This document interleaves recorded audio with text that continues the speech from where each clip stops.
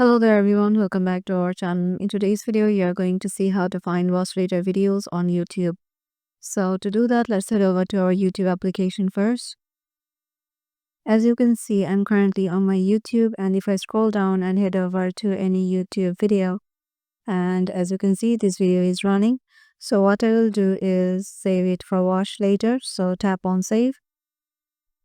As you can see, it is saved to recent watch later playlist.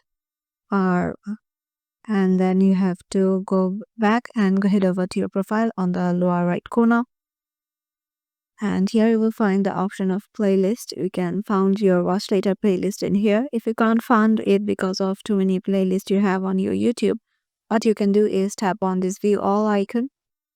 Now you can see all of your playlist, and you can also filter it out from this drop down box from A to Z, or recently played, or recent activity, or ascending or descending order. So here you will find the watch later, and yeah, this is how you can see your watch later playlist.